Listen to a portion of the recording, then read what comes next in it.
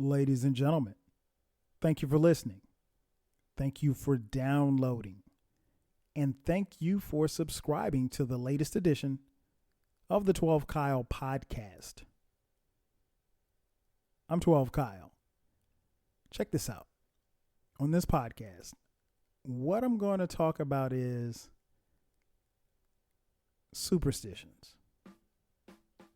Now, some of you listening may be superstitious. And some of you may not be superstitious. I guess probably most of us fall somewhere in between. Maybe you're not superstitious, but you kind of feel like certain things got to go a certain way for you to feel a certain kind of way. And then others, you won't do anything. Like you just, like it's not going to happen. All my life, I probably have, I will say that I was introduced to superstitions probably since I was younger. And it's all on what you believe in. I mean, I've heard almost every superstition that you can think of, and I'll talk about them in just a second.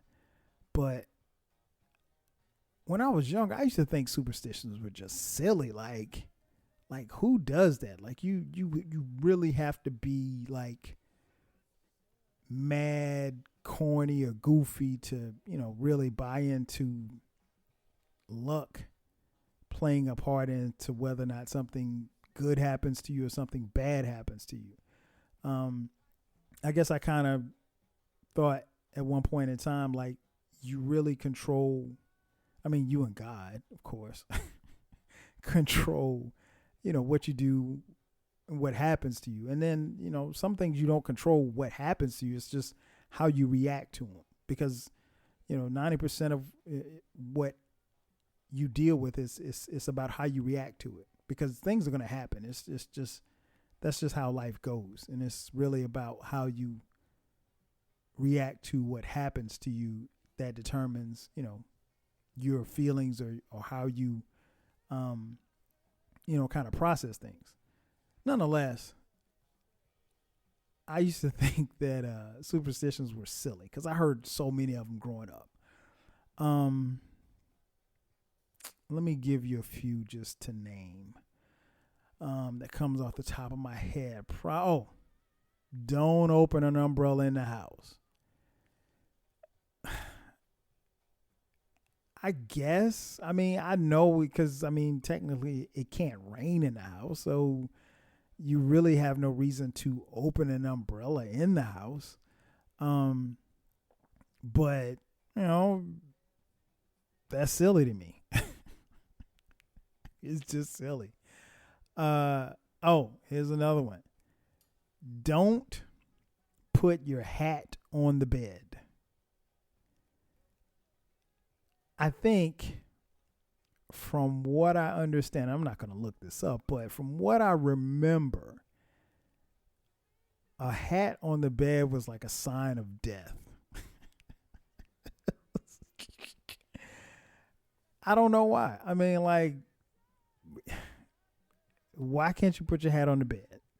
I know you're not supposed to wear a hat indoors, but why can't you put your hat on the bed? But I remember one time I had it was a Yankees hat when I was little. And I just remember I had the hat and I put it on the bed. My mom came in the room and she was, get that hat off the bed. I don't know why. She was yelling about me having a hat on the bed. So I took the hat off the bed. I'm like, okay. I couldn't have been no more than 8. So you can't put a hat on the bed. Huge one right here. Friday the 13th invites bad luck. Now, if you are of a certain age and a certain era, you remember a movie by the name of Friday the 13th. It was a series of movies. A character by the name of Jason. Was it Jason Voorhees? I think that's what his name was. I saw the first Friday the 13th, and I haven't. I mean, I'm not. Anybody knows me knows I'm not. I don't care about horror movies. They don't scare me, but they're silly to me. Like, why would I go watch something where I'm intentionally trying to frighten myself? So yeah, I never got into Friday the 13th or any of the scary movies, Poltergeist, all that stuff when I was growing up. Nonetheless, it was said back in the day that, on Friday the 13th, you could have bad luck. So you had to do something, to avoid having bad luck on that particular day. Now, if you look at a calendar, Friday the 13th is going to fall on, a couple of months in the year. At the time of this recording, I think there's a Friday the 13th this month. Oh yeah, it is, because I get paid today. So it's all good. I ain't tripping. But yeah, it's that day particularly supposed to be, you have to be on your extra P's and Q's so bad things won't happen to you. Whatever. What was another one we was coming up? Oh yeah. If you find a penny on the ground, you have to pick it up. Duh. I mean, if you don't have any money, who wouldn't want to pick up a penny? Now, I don't know about most of you listening, but where I grew up in South Carolina, in Florence, South Carolina, it was a thing where if you, and I'm almost embarrassed to say this, but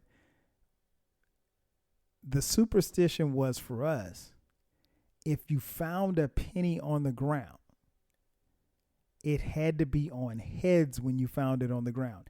If it were on tails, you were to leave it on the ground.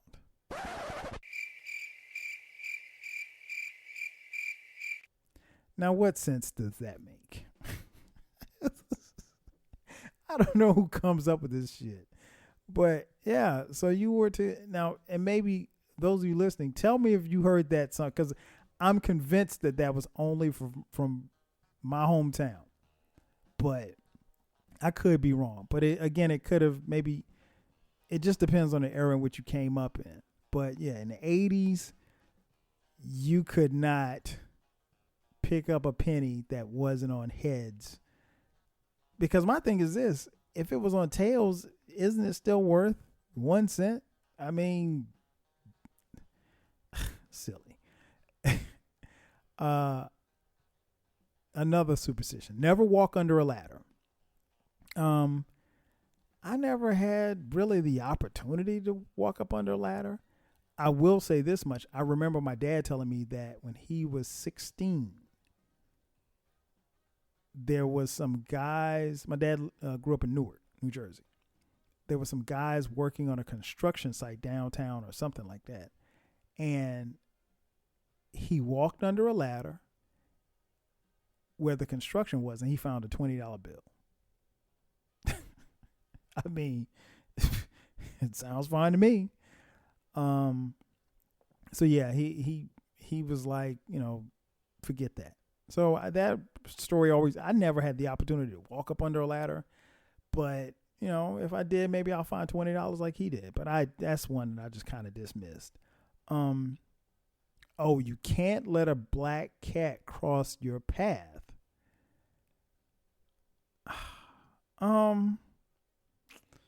Not really sure about this one. I don't like cats, period. So, and at one point in time, we had a cat when I was growing up. My little cousin had a cat. Cat's name was Spunky. I did not like Spunky, and he didn't like me either. But he didn't like me because I tried to kick him. But that's another story for another day. And Spunky was black. But black cats crossing your path, I did have something bad happen to me one time, and a black cat crossed my path that particular day. But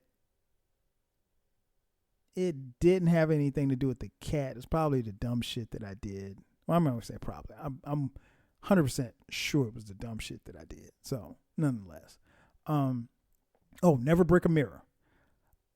Who breaks mirrors? I mean, when we were coming up, it seemed like a mirror. I don't know, for some reason, a mirror. I don't want to say it felt expensive, but mirrors weren't cheap, or at least that's the thing that I was led to believe. I mean, to this day, I don't think I've ever purchased a mirror in my life, right? I mean, yeah, there have been drawers with mirrors. There's a vanity mirror in my bedroom. I guess that's I don't know. It's my wife's mirror. Anyway, there's mirrors in my bathroom in my house. I didn't purchase those mirrors. They were here when I moved in, when I bought the house.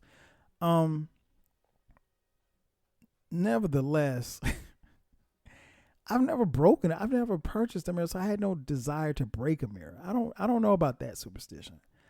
And the last one, knock wood. Like, you gotta knock wood before you say something insidious. Knock wood, I'll raise my hand. I'm guilty of that. Like, if I say, okay, all right, Kevin, hey man, knock wood, I don't want nothing bad to happen to you. So, like, you knock wood before you say something stupid. I don't know. Like I said, this is just dumb stuff we did growing up. So it got me to thinking, after thinking about all of those superstitions, like, how superstitious am I? I'm not superstitious. However, when I was in high school, and I talked about this on another podcast, when I was in high school, I played football, right? I got hurt one day in practice. I hurt my left wrist. And so the day after I hurt my left wrist, I came back to practice, and I knew I was going to have to take care of my left wrist, because when I was 8 years old, I jumped out of a tree and I broke my left wrist. So I knew I was going to have to take care of my wrist, and I knew that it wasn't as strong as my right wrist, whatever the case may be. So I ended up getting my wrist taped. And that day at practice, like, I had a great practice. I think we had a scrimmage game. I was catching passes left and right, and we did good, and we won, whatever the case may be. And so after that, I would always get my left wrist taped before practice or before a game. And it got to a point where there was nothing wrong with my wrist. Nothing at all. In fact, people would ask me, like, hey, what's wrong with your wrist? Nothing. Because it would look weird, because, like, you would think if someone is getting their wrist taped, you don't just tape one wrist, you tape both, right? It's just like getting your ankle taped before a game. You wouldn't get your left ankle taped and not get your right ankle. You get both taped. So anyway, it started me on the habit of getting my wrist taped, and I did that from high school all the way through college. Even when I practiced or had a game, I would tape my left wrist. So, but I'm not superstitious, right? I'm not superstitious, but when I pump gas, I always stop at numbers divisible by 5.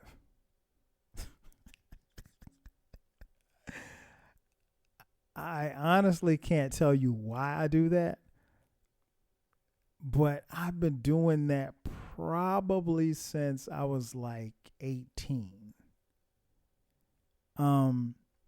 Somebody told me to do it. I cannot remember. It might have been Jay Fresh, my boy. Somebody told me to do it. And so I've always, when I get gas, even to this day, the number has to, whatever the the final sale amount is for the gas, it has to be a number that's divisible by 5. So if I'm pumping gas and I'm filling up the truck and it stops at $43.37, I have to keep going until I get to a number that's divisible by 5. Obviously, 37 is not divisible by 5. So I might pump it until it gets to 50 cents or 55 cents or 95 cents, wherever I feel like stopping, but it has to be on a number that is divisible by 5. But I'm not superstitious. I'm not superstitious. Excuse me. But I will never, ever, ever, ever, ever, ever, ever, ever listen to Mobb Deep in the car. Never. Ever, ever, ever, ever, ever, ever listen to Mobb Deep in the car. All right. So there's a story that goes with this, right? So one time, man, I had to be, I guess I was like 22, something like that. And I left Atlanta and I was going to Charlotte for the weekend. And I was going to this game, going to see my alma mater, South Carolina State, play against the North Carolina A&T Aggies. I was going up there to meet some of my friends. We was going to hang out the whole night, right? So I leave Atlanta, got the forecast. It is rain on the forecast. It's supposed to rain all the way from Atlanta to Charlotte. Atlanta drive, this about a 3.5 hour drive to Charlotte. So I'm driving up 85 and I'm playing Mobb Deep. And it is the proverbial raining cats and dogs. I mean, like, it was raining so hard that like people were moving to the side of the road and like, you know, because it was just raining that hard, like you really couldn't hardly see, and it was nighttime, right? But me, I was determined to get to Charlotte, and I was determined to get to Charlotte as quickly as I could. And I was doing probably about, I don't know, 75, 80 miles an hour on the highway, on I-85. Bumping that Mobb Deep. So I'm pumping Mobb Deep, and I was in the right lane, and I was changing the song. I was listening to Mobb Deep's Hell on Earth album. I was changing the song, and then all of a sudden, I hit some water that was on the highway. And my car hydroplaned and spun out of control from the right lane to the left lane to the ditch in between I was headed northbound on I-85, and my car ended up on the ditch and almost ended up on the southbound lane on I-85. I was probably about a foot or two from being on the southbound far left lane where someone could have hit me. Hydroplaning on I-85, listening to Mobb Deep. And so Mobb Deep never gets played in my car. I don't care if it's sunny and 105 degrees and there's not a drop of water in sight. I will never, ever listen to Mobb Deep in my car again. Now, you know, I was okay. I was, you know, a little shook up. I didn't hit anybody, you know, did some damage to the wheel and bent the rim, but, you know, I was okay. I, you know, had to get tire changed and all that stuff like that. Nice guy helped me and drove me back and got my wheel changed. The cops never showed up and everything. It was perfect. And yeah, but it wasn't, it wasn't my fault. It was Mobb Deep's fault. So I'm never listening to Mobb Deep in the car again. Now, again, me hydroplaning probably had something to do with me going 75 to 80 miles an hour, and it didn't have anything to do with Mobb Deep. But because it happened while I was listening to Mobb Deep gets no play in my ride. Ever. But I'm not superstitious. And lastly, I'm not superstitious, but you cannot give me left-hand dap. Period. I'm right-handed. You can only give me right-hand dap. For those of you listening that don't know what dap is, it's a handshake popularized by black people in the 60s and 70s. Actually, probably before then. But we call it dap. We don't call it shaking hands. You just call it give me five on the black hands on the black hand side. But yeah, no left hand dap. And I understand that may be, kind of difficult for those of you who aren't right-handed. But, the world really wasn't built for anybody that wasn't right-handed. The world is actually set up for all right-handers. If you're left-handed, you're technically wrong-handed. And I'm sorry to let you in on that secret, but it is what it is. Just think about it. If you walk to a door, any door, if you walk to a door is set up for you to grab it by your right hand, not by your left hand. Think about it for a second. The next time you go to a door, look at it. It's not set up for you to be for it to be opened by a left-handed person. But anyway, no dap with the left hand. That is not cool, and it's bad luck. But I'm not superstitious. I'm not superstitious at all. In fact, I think superstitions are silly.